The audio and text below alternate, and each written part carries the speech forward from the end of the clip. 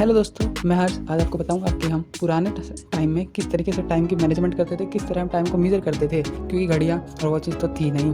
तो चलो देखते हैं। तो पुराने समय में हम जिन तरीक़ों से टाइम की मेज़रमेंट करते थे उनके नाम हैं water clock, sundial, hour glass और कैंडल क्लॉक। तो सबसे पहले बात करते हैं सनडायल की। तो भाई क्या है सनडायल? जैसा कि नाम में पता चल रहा है, इसमें हम सन का यूज़ करते थे। तो इस इमेज में देखिए, इसमें हम अर्थ सरफेस पर एक ट्रायंगुलर शेप का पोल खड़ा कर लेते। ट्रायंगल नहीं भी होगा तो चलता है, और इस पोल को सेंटर मानते हुए इसके अराउंड एक इलिप्स बनाया जाता, और फिर इस इलिप्स शेप पर हम नंबरिंग करते, जैसे कि हम क्लॉक्स में आजकल देखते हैं।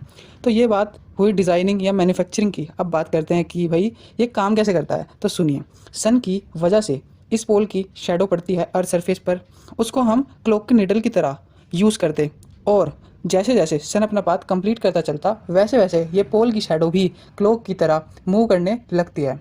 तो ये था इसका कि भाई ये काम कैसे करता है। ठीक है, तो अब आपको एक फैक्ट बताता हूँ कि जो जयपुर के महाराजा थे, महाराजा जय सिंह सेकंड, एक great Indian astronomer, mathematician and architect, जो कि जयपुर के महाराजा थे पहले, उन्होंने कई सारे सनडाइल्स का निर्माण करवाया था। उनके कुछ नाम बताता हूँ कि कहाँ कहाँ पे इन्होंने सनडाइल्स का निर्माण कराया था। तो इन्होंने कराया था दिल्ली में, वाराणसी, उज्जैन, जयपुर और मथुरा में। तो जयपुर वाला जो सनडाइल इन्होंने बनवाया था वो बहुत बड़ा, सबसे बड़ा सनडाइल था वो। अब इसकी कुछ खामियां भी हैं इन सनडाइल्स की। खामियां क्या हैं? खामियां ये है कि एक तो ये नाइट में काम नहीं करेंगे क्योंकि सनलाइट नहीं मिलेगी।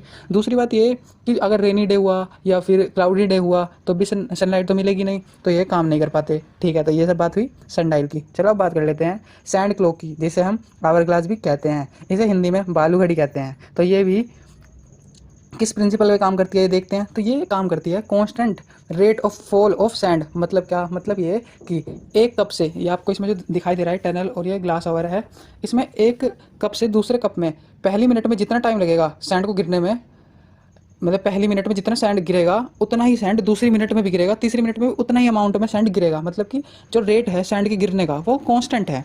तो इसी चीज़ को देखते हुए हम इसको यूज़ करते हैं। जैसे कि आज के टाइम में हम अलार्म लगा लेते हैं या स्टॉप वॉच लगा लेते हैं, और फिर अपना कुछ काम खत्म करना होता है हमें, तो हम देखते हैं कि हाँ टाइम जा रहा है और टाइम खत्म होने वाला है। तो इसी तरीके से हम इसमें आवर ग्लास का या सैंड क्लॉक का यूज़ करते थे। हम सैंड को देखते रहते थे कि हाँ भाई टाइम खत्म होने वाला है। तो ये था सैंड क्लॉक का या आवर क्लॉक का। अब इसे आवर क्लॉक क्यों कहा जाता है, इसका भी एक रीज़न है। इसमें हम उतना ही सैंड डालते हैं कि जितना एक ऊपर अपर कप से लोअर कप में आने में जो टाइम लगे वो 1 घंटे का ही लगे, तो इसलिए इसे आवर ग्लास भी कहते हैं। ठीक है, चलो ये बातें हो गई इनकी सैंड क्लॉक की। इसके बाद जो यूज़ होता था कैंडल क्लॉक। कैंडल क्लॉक में क्या होता था? कैंडल क्लॉक में जैसे कि फिगर में दिख रहा है, इसमें हम नंबरिंग कर लेते थे, फर्स्ट, सेकंड, थर्ड, फोर्थ, इस तरीके से। अब जो कैंडल होती है वो भी लगभग, मतलब एक्यूरेट तो नहीं कह सकते, पर लगभग जो मेल्ट होती है ना, मेल्ट होने का उसका जो रेट होता है वो कांस्टेंट ही होता है। कांस्टेंट तो नहीं होता एक तरीके से, पर लगभग हम अप्रोक्सीमेशन ही करते थे, एक्यूरेट तो होती नहीं थी। ठीक है, तो जैसे जैसे हमने लेवलिंग तो की हुई है इस पर, अब जैसे जैसे कैंडल मेल्ट होती जाती थी तो हम देखते थे कि अच्छा इतना टाइम चला गया, इतना टाइम चला गया, तो एक अप्रोक्सीमेशन लगा लेते थे। अच्छा, तीसरा जो तरीका था वो था वाटर क्लॉक। तो ये वाटर क्लॉक में हम क्या करते थे? वाटर क्लॉक में हम एक कंटेनर में पानी भर लेते थे और दूसरा कंटेनर उसके नीचे लगा देते थे। अब जो एक कंटेनर हमने ऊपर इस फिगर में आपको दिखाई दे रहा है जिसमें हमने पानी भरा है, इसमें हम एक हल्का सा होल कर लेते थे। उस होल में से जो पानी जा रहा है दूसरे कंटेनर में, उसका रेट भी कांस्टेंट होता था। जैसे अभी हमने सैंड क्लॉक की बात करी थी, ये भी इसी तरीके से काम करता है। जितना पानी 1 मिनट में जाएगा, अगली मिनट में भी उतना ही पानी गिरेगा, तीसरी मिनट में भी उतना ही पानी गिरेगा। तो इस तरीके से काम करती थी। जैसे जैसे पानी एक कंटेनर में से ख़त्म होता दिखता था हमें हमें पता चलता था कि हाँ हमारा इतना इतना टाइम ख़त्म होने वाला है। तो ये थे तरीके ट्रेडिशनल मेथड्स के। तो अब बात करते हैं भाई कि ये ट्रेडिशनल मेथड्स को किस तरीके से डिस्प्लेस किया गया, कैसे आई पेंडुलम क्लॉक, कैसे आई वॉल क्लॉक, ये सब बातें। ठीक है, तो अब हम बात करते हैं गैलीलियो गैलीली की। गैलीलियो गैलीली एक बड़ा नाम, एक पोली मैथमेटिशियन इटालियन थे, और इन्होंने क्या किया? इन्होंने 1583 में देखा, एक ऑब्जर्वेशन की। उस ऑब्जर्वेशन में इन्होंने पाया कि अगर हम कोई भी पेंडुलम लें जिसकी एक फिक्स्ड लेंथ हो, उसके एक ऑक्सीलेशन में जितना टाइम लगता है वो टाइम हमेशा फिक्स रहता है। समझ रहे हैं ना? एक ऑक्सीलेशन कराया हमने उसका, उसमें जितना टाइम लगेगा वो फिक्स होगा। आप उसे यहाँ पे रख के कर लो या कहीं पे भी कर लो, कभी भी कर लो, तो वो फिक्स आ रहा था। तो इस ऑब्जर्वेशन पे काम करते हुए इनके बाद, ये तो नहीं कर पाए थे, इनका प्रिंसिपल था, काम इनका था वैसे, इनके बाद क्रिश्चियंस हाइगन्स आए। उन्होंने पहली पेंडुलम क्लॉक का निर्माण करा। इन्होंने पहली पेंडुलम क्लॉक को बुल्ड किया। ठीक है, तो ये बात आई। तो ये एक बड़ा ब्रेक थ्रू था, क्योंकि भाई यहाँ से एक्यूरेसी आनी शुरू हो गई थी, क्योंकि इससे पहले एक्यूरेसी नहीं आ रही थी। यहाँ से एक्यूरेसी आनी शुरू हुई थी, ठीक है। और एक बात और, जो ये गैलीलियो गैलीली थे, इनको हम फादर ऑफ मॉडर्न साइंस भी कहते हैं, ठीक है। ये भी याद रखने वाली बात है इनके बारे में। तो चलो ये बातें हो गई।